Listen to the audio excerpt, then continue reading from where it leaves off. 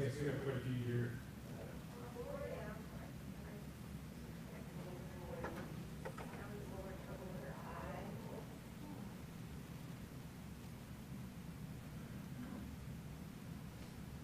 Glory of holy God. Our country.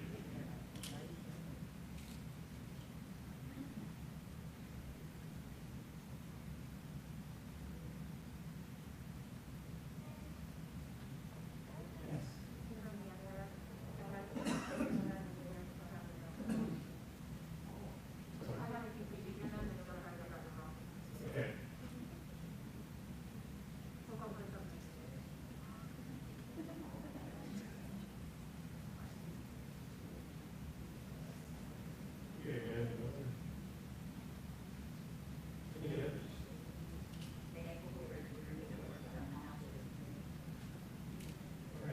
So, let's see.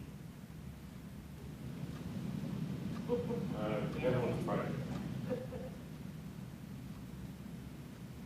Oh, it's an Anthony project. Right.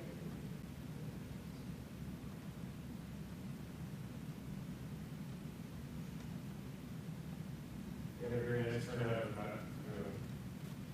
roughly 10 people came out just in morning and all that. It was nice. Nice project. It was a beautiful day to be outside. Any others?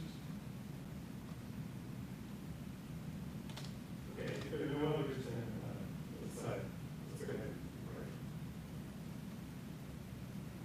Heavenly Father, we thank you for giving us this day. We thank you for the opportunity to gather together.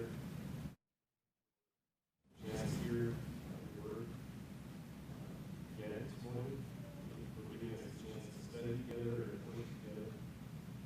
Thank you, Lord, that we come to you in prayer. We pray, Lord, to watch your kingdom. These prayer requests have been brought before us this morning, as well as others that we know are being shared by the church campus this morning. We pray, Lord, for Maxine Friend, for Lynn Frost. We pray, Lord, also for Shirley's mother, Annie's mother, that all these folks be restored to their one health. We pray, Lord, also for Karen Cole. Pray that you will bring her back to her regular health as well.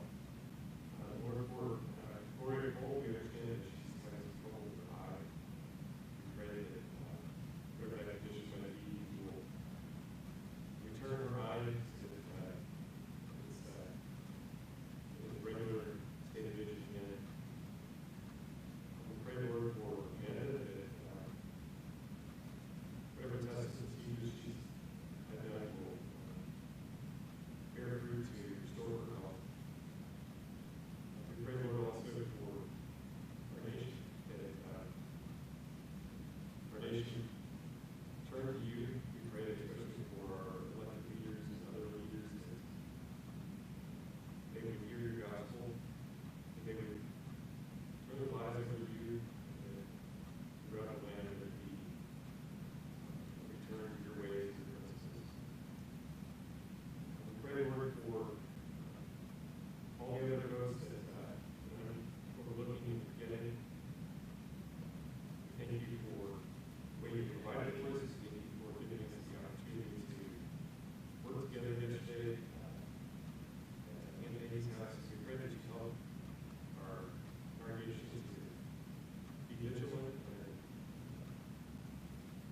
for other opportunities to serve our neighbors. We would be prepared to sacrifice time and resources. But we pray that you watch over Brother Howard as he brings us this morning. In Jesus' name. Good morning, everyone. I know you expected Dr. Bryan to be here this morning. I'm not sure. I had this ulterior or alternate thought process that he's trying to avoid some passages in the 5th chapter of Matthew. As we get down into it, there are some difficult passages, and we've finished it with the Beatitudes. So we're in the 5th chapter of Matthew, you're looking for that. Again, I know I've reiterated this a couple of times, but Matthew he gives us 5 discourses throughout his book, and this is the first one. The others follow in line with, this is the 5th through the 7th, and then the 12th chapter and 13th and 23rd, etc. So Jesus is giving us a perspective on what it means to live in the kingdom. That is, what is this kingdom all about? The kingdom is here, as Jesus brought it, and he's saying, if you're disciples of the kingdom, here's how you're going to live. And so this synopsis of the Beatitudes, and not just some verbiage that's kind of neat for everybody to memorize for 2,000 years, and they have, and we have, but it's more or less a outline, if you will, of how to be a disciple within the kingdom. And as he goes into it, he gives us the Beatitudes, and as we get into the 13th verse, and that's where we're at right now, we'll start to see the sermon that's coming out of it. Okay, here's some kinds of things that's going to happen. Now, understand this. This is not a sermon. Matthew didn't even mean for it to be that way. This is not meant to be and taking all the things that you could possibly think of in the last 2,000 years and the 21st century to address. It is an outline of methodology. That is, if this relates to that one, then it's applicable. That is, we ought to be following what Jesus wants us to do. So when we look at these Beatitudes, when we examine this outline, look at it in terms of giving us an overall perspective of how to be in the kingdom. And that's how we ought to review it. And that becomes particularly important, if I don't get to it, hopefully I don't, that Byron starts to address it when you get into the latter part of the chapter 5 and it goes on. So I've got the NIV here that I'm reading out of, but let's look at the 13th verse. And I talked a little bit at the very end last week regarding salt and light. Jesus brings these terms across. It's possible that he's even thinking in terms of that these are the 2 witnesses, if you will, of the kingdom. Remember, you have to have 2 witnesses in order to establish a criteria of either a positive or negative in terms of whatever group. Jesus may well be using these 2 items for us to be thinking in terms of, here's the witnesses that's going to confirm yourself that you are disciples in the kingdom. That is, you need to be salt.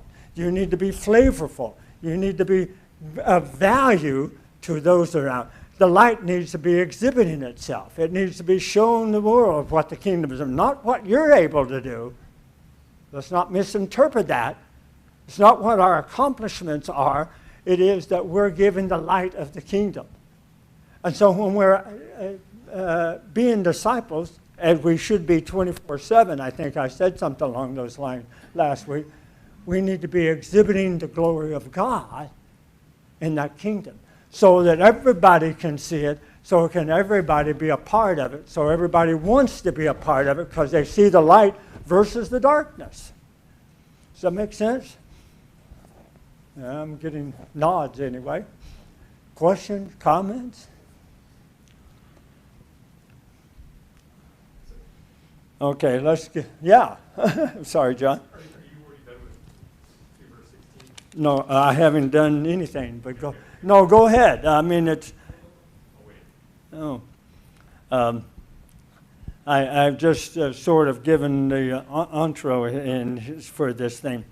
Because this witnessing, if you will, is picked up, and I suggested it last week as well. The Qumran group that we find the Dead Sea Scrolls at, they thought they were sons of light. They've picked up on the fact that Isaiah tells us in the, 42nd chapter, it seems to me like, and the 60th chapter, that we are indeed that part of God's mission. The only problem is they thought they had it all firmed up as to what God wanted them to do. Rather than looking at the text, we tend to give our own opinion over the text rather than look at the context. But the idea of being disciples of light and showing God and displaying to the world that we are disciples is something that was very prevalent in this period of time and should be prevalent to us today. Now, and with that all in mind, we'll begin with the passage. I'm actually trying to avoid those passages I told you that Byron is avoiding. That's not true. You are the salt of the earth, but the salt loses its saltiness. How can it be made salty again? It is of no longer of any value. The last translation, my part. I think I said something about salt not losing its saltiness. That's an odd vocabulary. Truly, salt doesn't lose its saltiness, but it can become contaminated. And saltiness took on all kinds of perspectives in the Old Testament. We're talked about as part of a sacrifice. We're talking about part of fertilizer. It's talking about obviously curing food or what have you. It's also, and more likely what this is talking about, it can be in the Hebrew translated foolishness. So what he's saying here to his disciples is that if you become foolish, you're no longer of value. That's what it means by saltiness. Not that the salt is gone, but more importantly, what are you doing? Are you acting foolishly? Are you not showing, as he gets into it, the light on the hill? Are you not curing people? Are you not bringing people into the kingdom because of your foolishness? And foolishness is what? Being stupid? No. What Paul talked about. Our thought process and our philosophical point of view is that somehow we're worshiping the creation rather than the Creator. That was the foolishness that took place when Paul's talking to the Corinthians. The same thing as Jesus is saying. Are you exhibiting God when you're doing this, or are you trying to show people your own works, your own thought processes? Are you trying to earn the respect of all the others around it rather than having them respect God? That's what he means by losing his saltiness. I got to be careful not taking my sermon for this evening. Anyway, comments, questions? Are we going to cross? That's what he's really talking about. The ability to help others cure their lives. And that ability comes in showing God. John. Can you repeat the translation you mentioned that leads to foolishness? You mean what passage it is?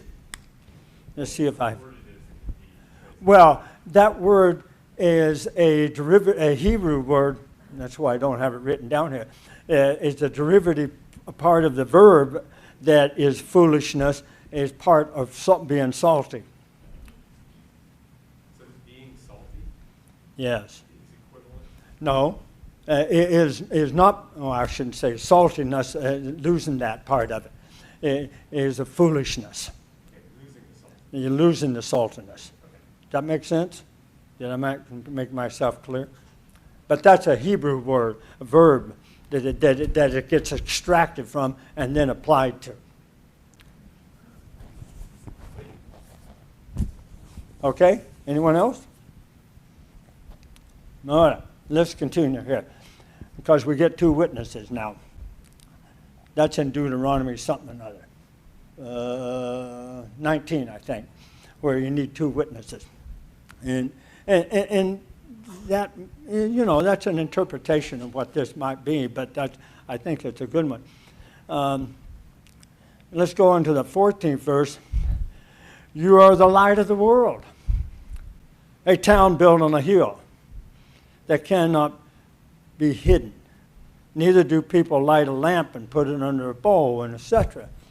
Obviously, he could be referring to Capernaum, which is not very far from where he's doing the Sermon on the Mount. But it's awful hard to pull away from the fact that it's Jerusalem setting up at 2,500 feet above sea level, that he could well be talking about. Zion, if you will. That this is supposed to be the perspective that the world will be looking at. Isaiah 60 and 61 both tries to tell the Jewish nation that they were supposed to be representing the light of God, that their intent is to try to portray and help those who aren't following God. And so that's what he's trying to get them to understand. We are the light. They are the light. You don't put a light and try to hide it. There's no reason to do that to start with. It can't be done. If it's a bright light, it's going to show up the darkness. It's going to push that away. And we are to be portraying that lightness, if you will. We ought to be the light that they put in there. I think I said something to you. They had, generally we've dug up a lot of these things, but they're little amulets, things that they use for lighting the house. They didn't have electricity, by the way, just in case anybody didn't think Edison wasn't around then, no light bulbs. But they had these little bowl-like things that were made of pottery. They're real small, and they had a hole there and a side point that you could put the wick into, and so it had light. But it didn't have much of a light down here underneath something, so they hung it up on things, and we find some of them even tied to them, boards that collapse down, etc. But as you put it up, then you end up lighting up the whole room. When we're the light, we should be wanting to be seen. And that's what Jesus is telling his disciples to be. You ought to want to do this. You desire to do it. You're disciples in the kingdom. What are you be doing? You're to be the curing people as a salt, that you're of value to them, that they can see you, that you're the light. Jesus tells us quite clearly that he is the eternal light. The 8th chapter of John tells us, I am the light. Jesus is saying that we represent that we are that part of the kingdom. And if we're not doing that, then we're somehow not being the disciples that he wants us to be. And he gets into some of that discussion in the 6th and 7th chapter of the Sermon on the Mount. It says, here's the kinds of things that you ought to be doing. Here's the kinds of things you ought to go about doing. That makes sense to you? Well, we're peculiarly quiet this morning. This is not supposed to be a sermon, by the way. Neither do people light the lamp and put it under a bowl. Why bother? Bowl being the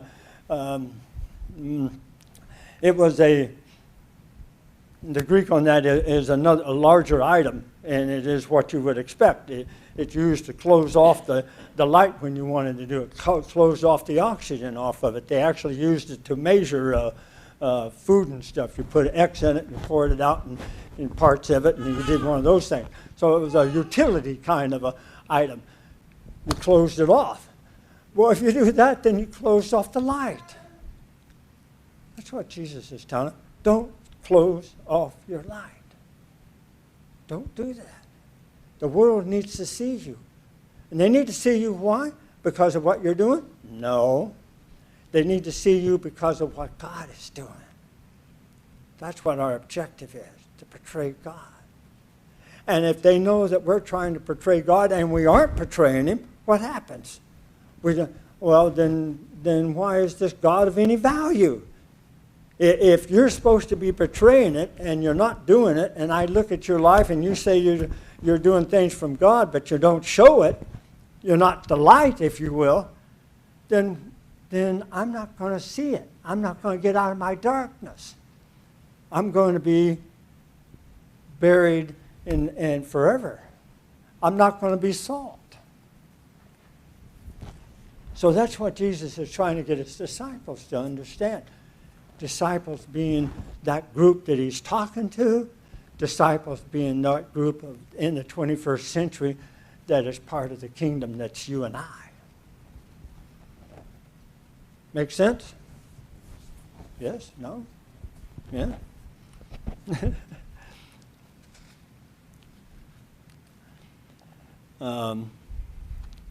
Then we come to what I would call the classic statement in this, the climax, if you will, before he begins a series of teaching on what it means is the 16th verse. In the same way, let your light shine before others, that they may see your good deeds and glorify your Father in heaven. Earlier in the chapter, in Matthew, I believe it's chapter 6, he talked about and criticized the Pharisees for trying to show people their good deeds. And yet he says, and he says almost in direct contrast, that they may see your good deeds and glorify your Father in heaven. What's the difference? What was the Pharisees trying to do in the 6th chapter versus the 16th verse of this chapter? Yes? No? That's a question, by the way. Yeah. They wanted people to do what? To look at themselves. They wanted you to know. Yeah, it wasn't the 6th chapter of Matthew. It has to be the 4th chapter. But anyway, they wanted you to be looking at them rather than looking at God. There's the difference. Your efforts as disciples in the kingdom is to portray your Father. That's what Jesus was trying to do. That's what he wants us to try to do. That's what he's trying to get us to emulate him in the sense of following what we should be doing in the kingdom so that others can come. Jesus is turning this thing upside down. That which was power is not the cross, is what the world would say, but Jesus is saying, yeah, but it is. That's where the power comes from. God has flip-flopped this from humanity's thought process. We think in terms of sending tanks and what have you, and yet what God has done is sent the meek and the lowly. Those who are marginal to society. Completely different than humanity's evaluation. We ought to be glorifying the Father by doing that. That should be our thought process at all times. And if it isn't, then we need to reevaluate where we're at. Are we trying to portray ourselves, or are we trying to portray what God wants the world to see? Question, comments? There's a break here in this passage that starts in a minute. Go ahead, John. I know it's easy to make too much of one or two words, but at the beginning of verse 16 it says, let your light shine. It doesn't say show off your light. It says, when I read let your light shine, it sounds almost passive, as in allow your light to be seen. Yeah, it is. Don't try to hide it. You got the light bulb. Don't try to hide it. You got the gospel. You got the good news. And by gospel, we take that as, I don't know what, but it really means the good news about the kingdom. That's what the gospel is all about. And that kingdom is the fact that Jesus has come. That God has now come down to earth and says, I'm going to show you how to operate. I'm going to give you an understanding of heaven that you never had, because you obviously haven't gotten it, the message, humanity, because you've been messing up for him ever since the creation. So I'm going to show you how to go about doing this. And Jesus walked among them. We think in terms of we're waiting for us to go to heaven. Heaven's already come to us. And that's how we ought to be operating. We'll look out there and say, wow, that's what heaven's all about? Yeah. Not the way humanity thinks, the way God thinks that humanity should have been acted. We just didn't. We just haven't. That's what Jesus was all about. So yeah, John, that's it. Allow that light to exhibit itself. That is a commitment to God the Father. Yes? No? Anyone? Well, we get into the sermon, if you will. And that's the easiest way to define this. Jesus says, okay, I gave you a synopsis. I gave you an outline, what it means to live in the kingdom. Now let's talk about some things that you've run into and how should you go about doing it. Again, it's an indication. It's a guide. It's not everything listed. And what's his first perspective? Something we tend to do. Our brotherhood is notorious for this. We tend to ignore the Old Testament. Understand that that's only the thing that the disciples had. That Paul writes that way. The letters are written in the New Testament in relationship to the Old Testament. The Word of God. And Jesus says, do not think that I've come to abolish the law or the prophets. I've not come to abolish them, but to fulfill them. Oh, do we argue over that one a lot? Does fulfilling means that it's done? No. Fulfilling means that Jesus is trying to show us what it really meant. Paul told the church at Rome that it was written for our learning. And learning about what? What had happened before, For- how God operates. And how God operates. That's really what it was written for. And what the Pharisees were doing, as humanity tends to do in general, is defining that so that they could take a tunnel vision to it. Was it wrong? No, but they were eliminating what God was really trying to get people to do, to love and to understand one another. They were defining it piece by piece rather than looking at the big picture. And we tend to do that. But we especially tend to ignore the Old Testament. We ought to be studying the Old Testament with an observance that says, I want to understand the Old Testament so I can understand what God is all about. We miss a great deal by not doing that. And Jesus says, I came to fill this up. That fulfillment is a Greek word that implies taking a cup and pouring the rest of it in so that you have a full jar. Just think in terms of that as a fulfillment. Now I got a full glass. Before I only had half a glass. Now I have a full one. I'm able to do something with it. It's special to me because it's completed. It's not eliminated, it's completed. Did I get across? That's an extraordinarily difficult part of this passage. And it seems so simple, but it is difficult. Because we tend to look at fulfillment as that which has been completed and therefore ignored. When we ought to be looking at that which has been completed and therefore used. Big difference. Right? Yeah? No? We don't? I'd be surprised. But let's go on. And what is the, and he reemphasizes this point, the 18th verse. For truly I tell you, until heaven and earth disappear, not the smallest letter, not the least stroke of a pen will by any means disappear from the law until everything is accomplished. Well, there's our passage that gets a great deal of text. What the Greek part really says is the iota here, which is the smallest letter in Greek, the smallest letters you can possibly have. None of that's going to disappear. Not even the smallest letter will disappear.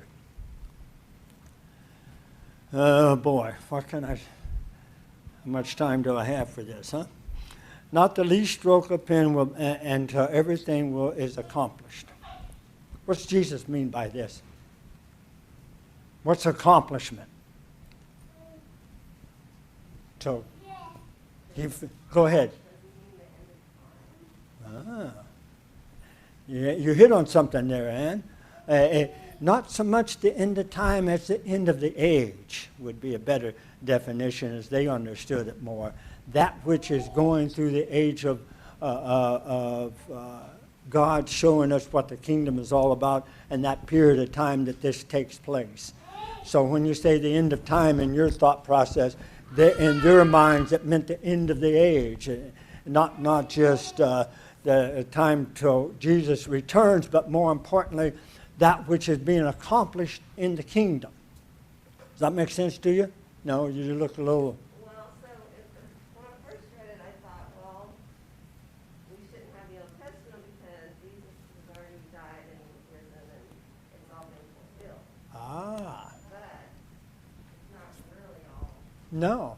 She say it, we can't understand it. Okay, I'm going to repeat it. And basically what she's saying is, if Jesus, through his resurrection, death, burial, and resurrection, hasn't that been fulfilled? Isn't that what you just said? I didn't want to translate poorly, but that's basically, hasn't it been fulfilled? And therefore, is that being accomplished? Is that where it's ended? Is it? What else is there to be there as part of it? Jesus just went through the Beatitudes to try to show us as disciples what we must be doing with the kingdom. Has the kingdom come? At burial and resurrection, absolutely. What else is supposed to be accomplished in there? We're to be portraying our light to the world. And that goes on till God decides, nobody's paying any attention, I'm going to end this thing.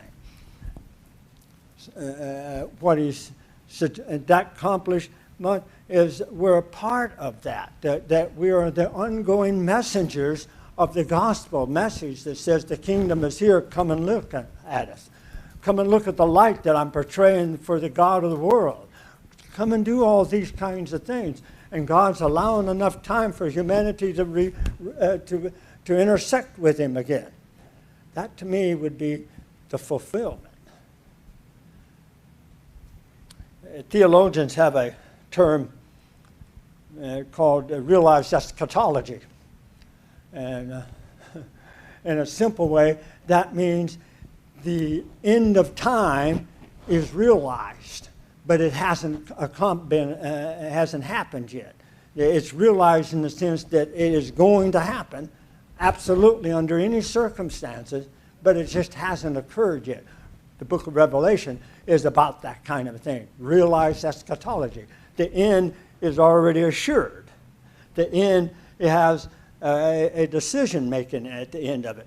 But in the meantime, there's things that are taking place to fulfill that. That's what this is all about. Does that make sense, or is that too hard? Because that's a term that you don't really have to remember unless you're in a seminary. Sounds like a term you made up. What was that? Sounds like something you made up. That I made up? Yeah.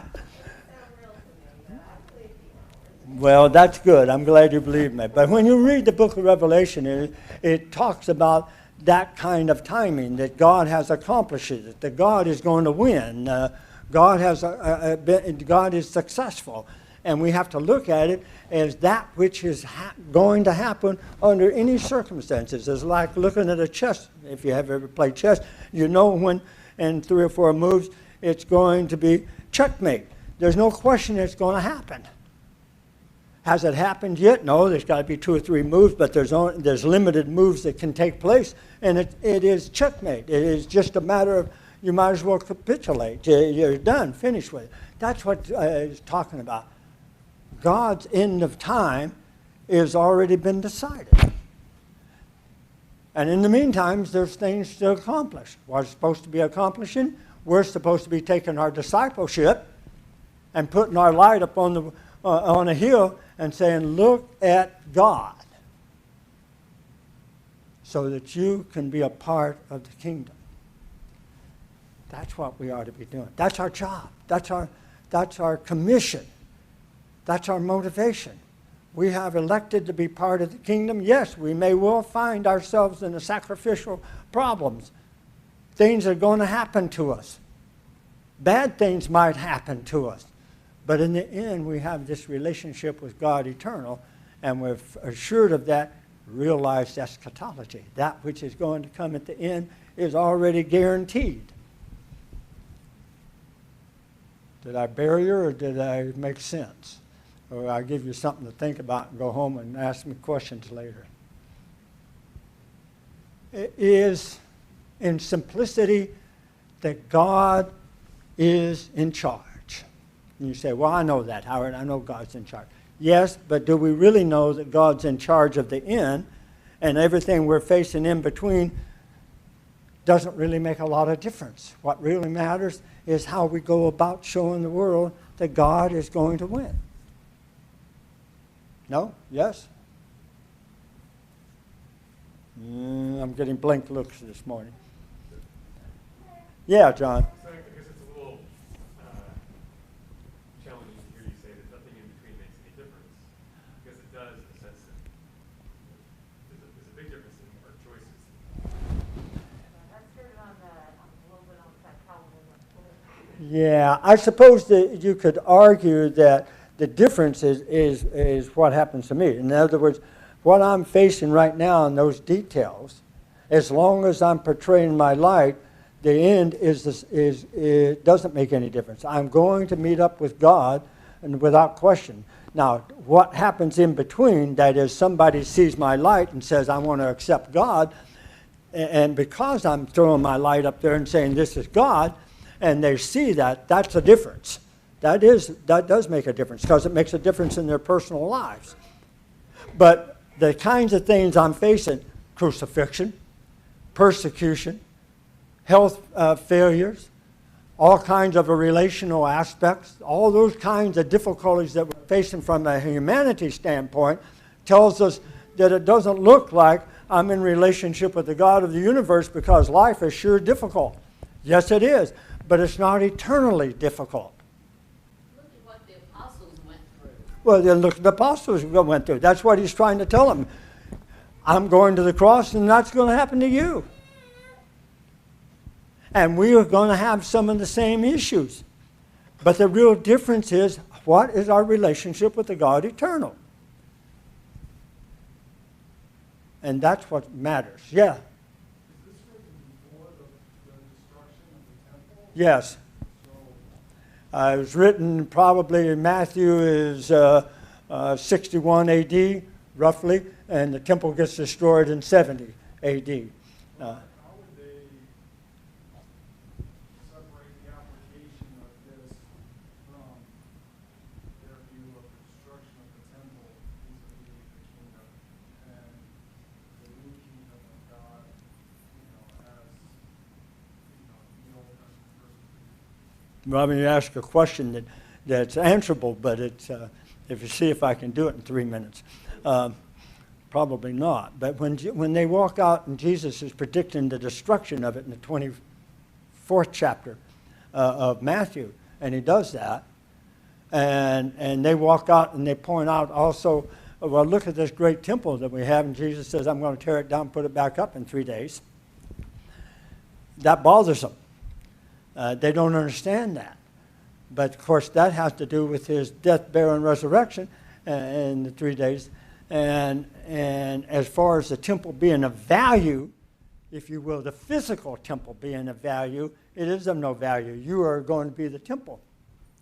And Jesus is going to try to portray that to them. That's going to be hard for them to absorb. And they don't really see it. And that may be why Matthew's writing this letter, because Matthew's writing it to Jewish Christians, and he's writing it at a time when there's the revolt is starting to take place, 61, 62 AD, and life is not very good in Palestine, and their relatives aren't very good, and they're going through all kinds of things, and Matthew's writing and saying, Jesus addressed all these things when he was with us, and he talked about the temple being us, and he talked about the whole issue of putting your light on so that the world would see it. All of those things we now should be doing as disciples in the kingdom. And Matthew is reiterating some of this verbiage to those Jewish Christians.